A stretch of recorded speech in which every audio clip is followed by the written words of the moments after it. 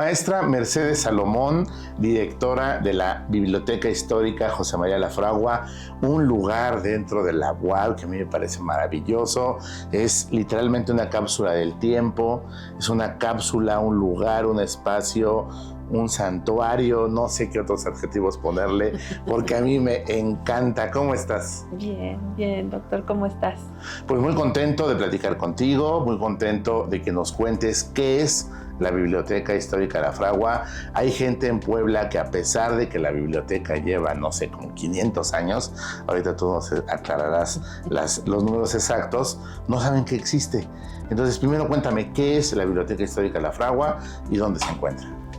Bueno, pues mira, la Biblioteca José María Lafragua se considera pues la biblioteca que resguarda el fondo patrimonial de la Benemérita Universidad Autónoma de Puebla. Más o menos en los años 60, cuando se crea la Dirección General de Bibliotecas, es cuando se hace, digamos, la distinción de que el fondo patrimonial se quede en el edificio carolino y lo que eran los materiales, digamos, más modernos se pasan a cuando se crea, digamos, la biblioteca central, ¿no? En CEU. En CEU, la Dirección General de Bibliotecas, con sus bibliotecas de facultades. Claro. ¿No? Pero tienes que entender que hasta esos años 60 la Biblioteca Lafragua había sido la biblioteca central del campus universitario, porque la mayoría del tiempo había estado hasta ahí, hasta que se empieza a crear Ciudad Universitaria. Ya. Entonces, mucho tiempo en los primeros 35 años de la vida de la universidad, esa biblioteca era la biblioteca universitaria. No había más, ¿no?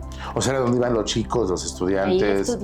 Ahí estudiaban. De hecho, bueno, mis padres estudiaron en la UAP y dice que estudiaban ahí. O sea, que a ellos les tocó esa fase, ¿no?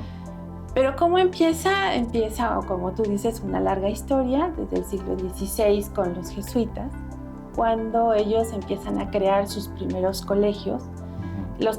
Todos los colegios de los jesuitas tenían adosada una biblioteca, ¿no? Entonces, bueno, a nosotros nos toca... Era una orden muy estudiosa, tengo entendido, ¿no? Sí, exactamente. Y pues ellos lo que empiezan a hacer es, a nosotros nos toca en el colegio, en el edificio que nosotros ahora conocemos como Carolino, el Colegio del Espíritu Santo, y esa tenía su biblioteca. Así empieza, digamos, con una pequeña biblioteca que incluso pensamos que debió haber estado situada cerca de donde era la oficina de rectoría en el Carolino, en la planta alta, porque era la parte, digamos, que utilizaban realmente los jesuitas. La de abajo eran casas que rentaban para poder tener como ingresos, porque era una forma de acceso más rápido a la calle. Después, cuando los expulsan, y se transforma el Colegio del Espíritu Santo en el Colegio Carolino, los expulsa Carlos III, pero después, en honor a Carlos IV, se le da ese nombre y se empieza a crear como una biblioteca que recoge un poco el fondo de los jesuitas y hace el colegio, la otra biblioteca para el colegio del Carolino, el Real Colegio Carolino. Pero es una época en la que también la expulsión de los jesuitas está compitiendo con la creación de la biblioteca palafoxiana. O sea, Palafoxiana está en ese momento, acuérdate que es la pugna con Palafox, y Palafox también está creando la biblioteca para el seminario, ¿no? Entonces, digamos, aprovechan la salida de los jesuitas para que, al escoger determinados libros, porque pensaban llevarse la biblioteca de los jesuitas a la palafoxiana. Es decir, se iba como a anexar.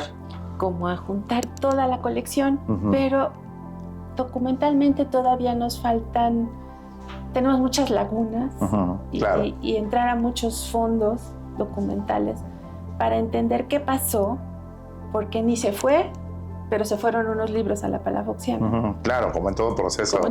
Algo se fuga. Algo se fuga. Algo se nos pierde. Pero también se fugaron libros del seminario y del Colegio de San Juan y vinieron a Lafragua. Entonces, no sé si hubo como esto los dejamos aquí, esto los dejamos acá, no sé. El caso es que así se viene, ¿no? Y después viene una transición, porque el Colegio Carolino dura muy poco tiempo. Entonces en 1825 más o menos es cuando empiezan a crearse a nivel nacional muchos institutos. En algunos son institutos estatales, acá en Puebla se llama Colegio del Estado de Puebla. Y viene ya con una mirada que trata de alejarse, digamos, de la estructura académica, religiosa, teológica que había imperado en toda la época colonial. Claro. Entonces ya con una mirada distinta, un poco ya más nacionalista, empieza un nuevo sistema educativo que apenas va a empezar a sembrar, ¿no? sus frutos, los va a cosechar mucho más tarde, ya casi los 70s, 80s del siglo XIX, sí, los 60s, a partir de los 60s del siglo XIX. Entonces ahí empieza una nueva biblioteca y un nuevo colegio que todavía, interesantemente, vuelve a recoger incluso hasta como los reglamentos y las formas de operar desde los jesuitas que los toman. Y ahí se integran nuevos títulos. Pero también se respetan los títulos eclesiásticos que ya se traían. No, ya no. Ahí es cuando rompe. Cuando es el Colegio del Estado ya rompe. ¿Pero se desechan esos textos o se guardan? No, ahí se quedan. Okay, pero lo que hace el Colegio del Estado es decir, bueno, yo tengo que empezar, si yo voy a empezar a crear nuevas carreras, nuevos saberes, claro, necesito hacerme de libros para esos estudiantes. Entonces les empiezan a comprar una nueva colección, que es, digamos, la que identifica ahora al Colegio del Estado. Ya. Pero el siglo XIX se vuelve un siglo muy interesante en la vida del Colegio del Estado porque además de que ese enriquecimiento de la colección, van a llegar donaciones como la de José María Lafragua, que pues es una donación muy importante porque aparte de que deja dinero, deja la mitad de su colección, la mitad de la Biblioteca Nacional de México, de la que fue su director, y la mitad al Colegio Carolino, porque él lo conoce como Colegio Carolino, él estudia acá y fue su bibliotecario. Entonces, digamos, su acervo bibliográfico lo divide entre sus dos amores. ¿Sí? Y a Lafragua le deja dinero. Y entonces con eso el Colegio del Estado pudo comprar mucho más libros. ¿Te acuerdas de la exposición del Egipto que cautivó a Napoleón? Bueno, claro, por supuesto. Pues toda esa colección de libros de la expedición napoleónica fue comprada con parte de esos fondos de él, ¿no? Ahora, otra situación que fue muy importante durante el siglo XIX fue el proceso de exclaustración en los conventos. ¿Y qué pasa los procesos con de reforma de Juárez?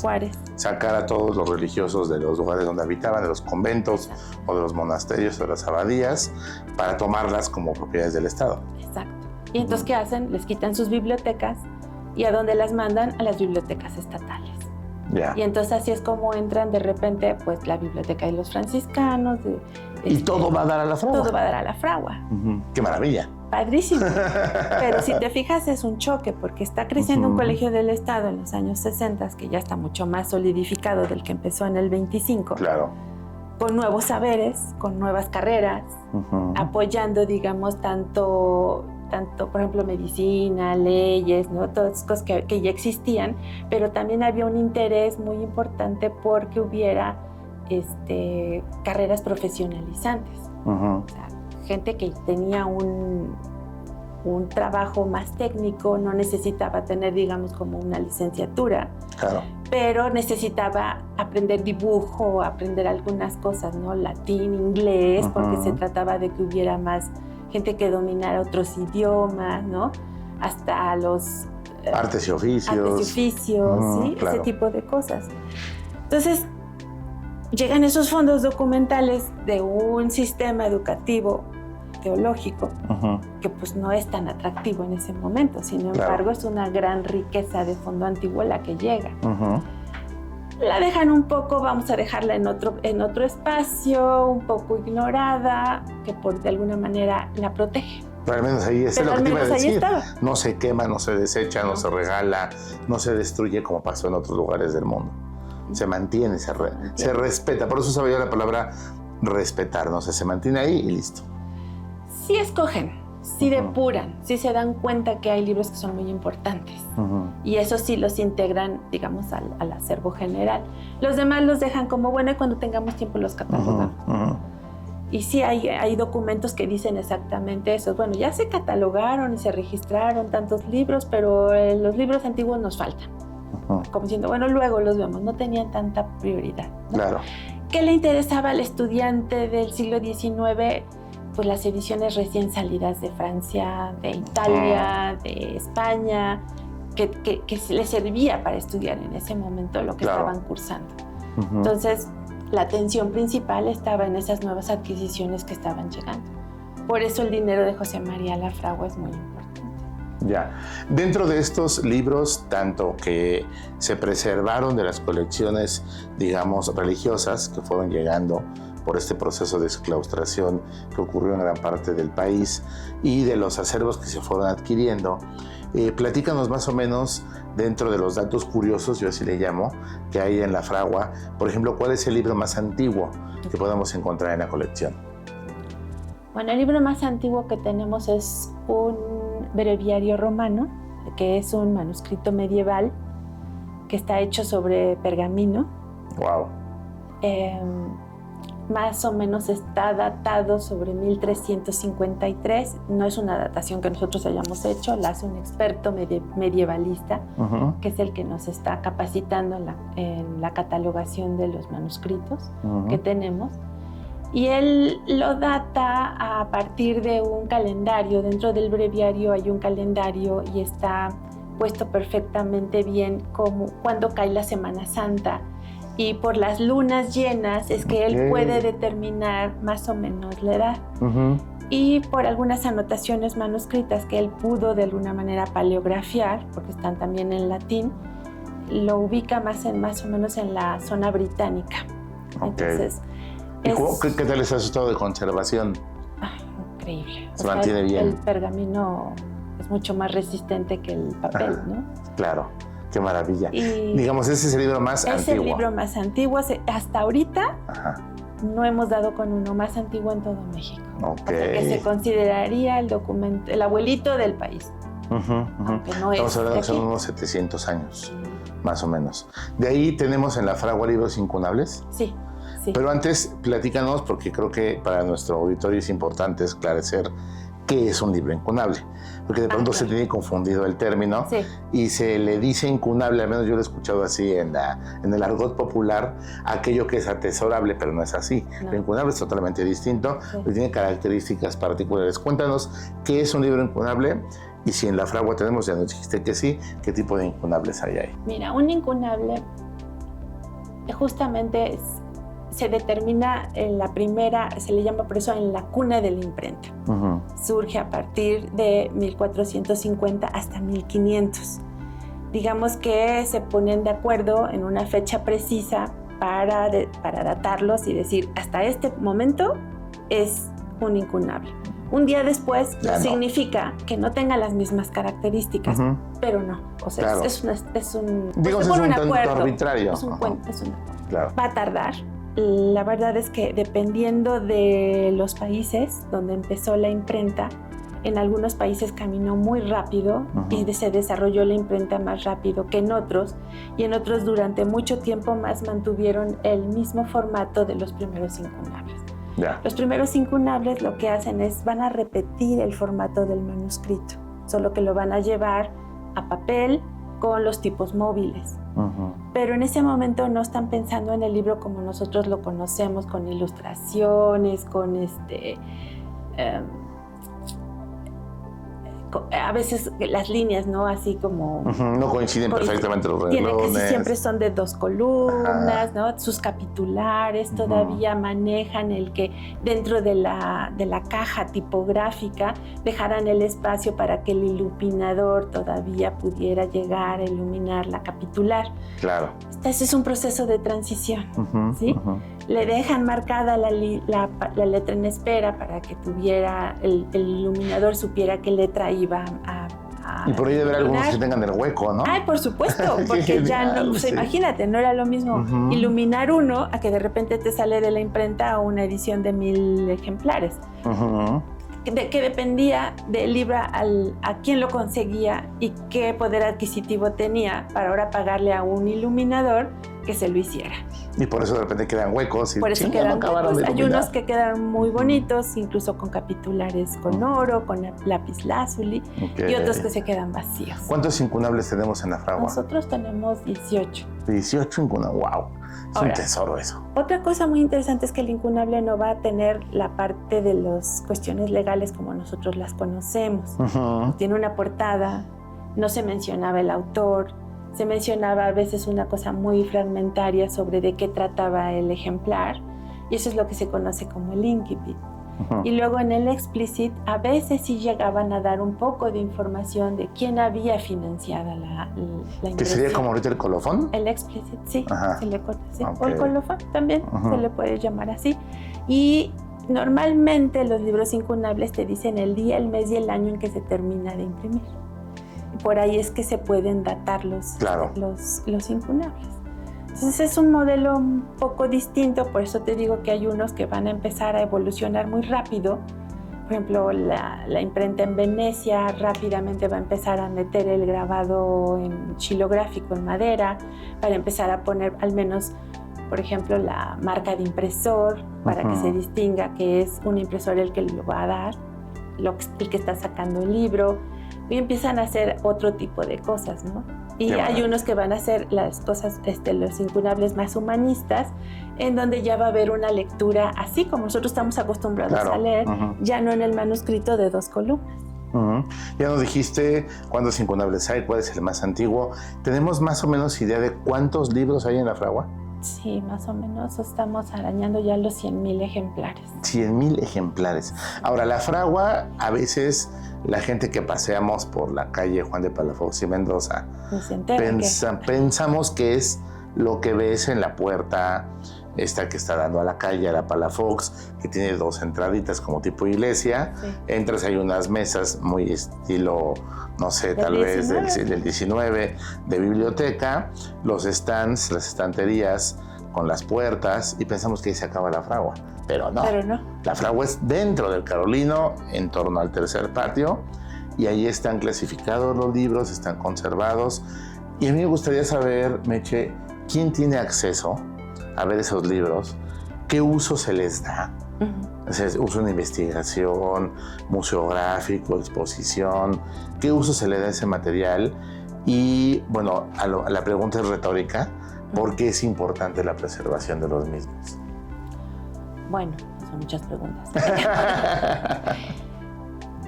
Mira, como biblioteca de investigación, pues obviamente da mayor atención a la gente que está haciendo algún tipo de investigación.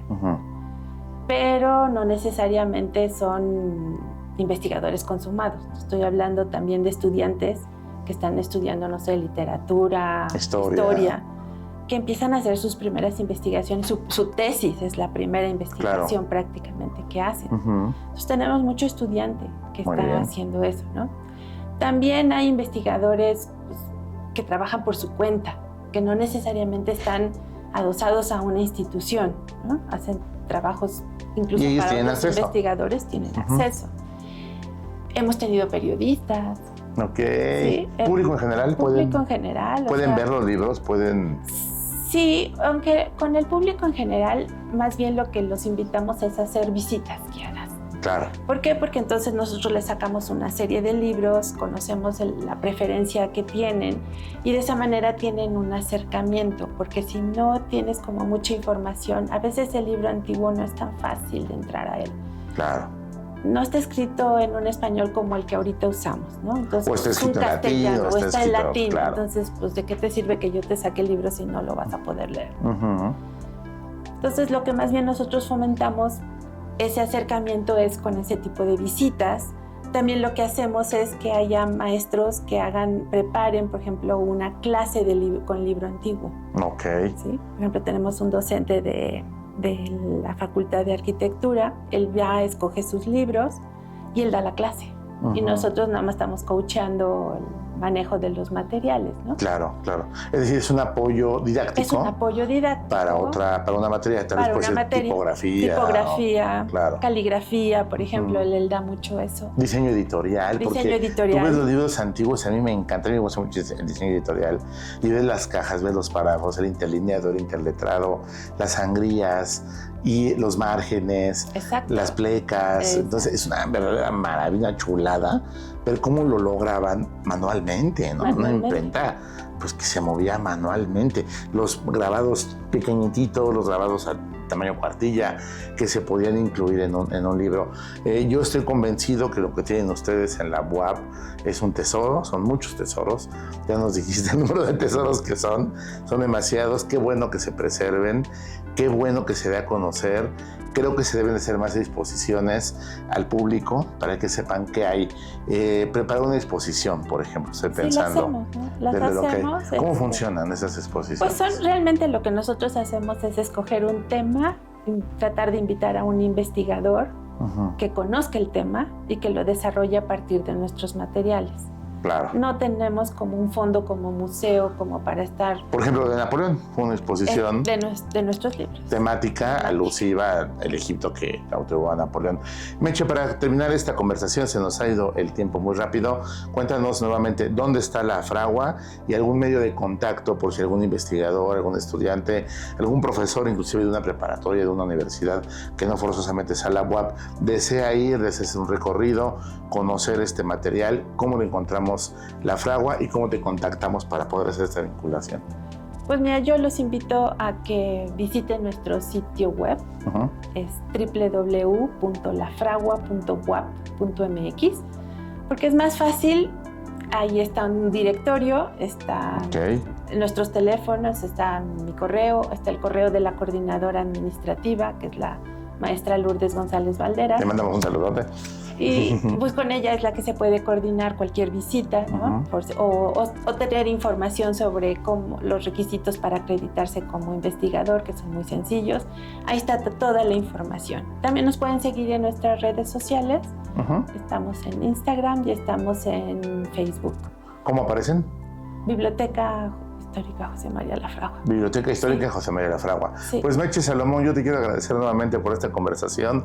De verdad ha sido muy enriquecedor y pues seguramente para gran parte de nuestro público ha sido todo un descubrimiento, un hallazgo. Muchas gracias. Muchas gracias a ti.